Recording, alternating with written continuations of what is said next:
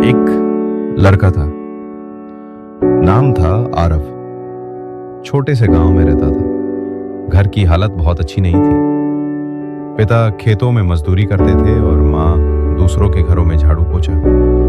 लेकिन आरव के सपनों की कोई सीमा नहीं थी। उसे पढ़ना बहुत पसंद था। जब भी उसे किताब मिलती वो उसमें खो जाता था। स्कूल में उसके पास न किताबें थीं न अच्छे कपड़े, लेकिन उसके पास था सब्र और यकीन। उसे खुद पर भरोसा था कि अगर मेहनत करता रहेगा तो एक दिन जरूर कुछ बड़ा करेगा। गांव के बाकी बच्चे जब खेलते थे, आरव पेड़ के नीचे बैठकर पढ़ाई करता था। कभी कभी तो घर में खाना भी नहीं होता था, लेकिन वो खाली पेट भी स्कूल चला जाता था। एक बार टीचर ने पूछा, तू इतना मेहनत क्यों करता है आरव? उसने मुस्कुराकर जवाब दिया, सर मुझे यकीन है कि एक दिन मेरी माँ को दूसरों के घर काम नहीं करना पड़ेगा।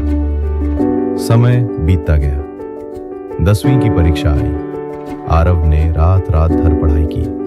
बिजली नहीं थी तो दिए की रोशनी में पढ़ता, और जब रिजल्ट आया तो पूरे जिले में टॉप किया। गांव में हर कोई हैरान था।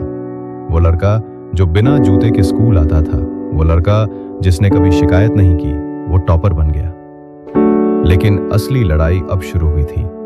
कॉलेज की फीस बहुत ज्यादा थी। घर वालों के पास पैसे नहीं थे। कई बार तो लगता कि अब रुक जाना पड़ेगा।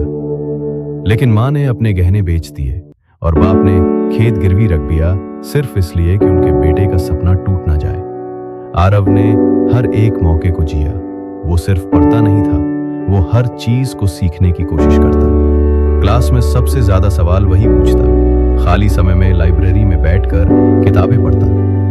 4 साल बाद जब ग्रेजुएशन पूरी हुई तो कैंपस प्लेसमेंट में उसे एक बहुत बड़ी कंपनी में नौकरी मिली, लाखों की सैलरी पर। जब वो पहली बार सूट पहनकर गांव लौटा तो लोगों की आंखों में हैरानी थी, लेकिन माँ की आंखों में आंसू थे, गर्व के आंसू।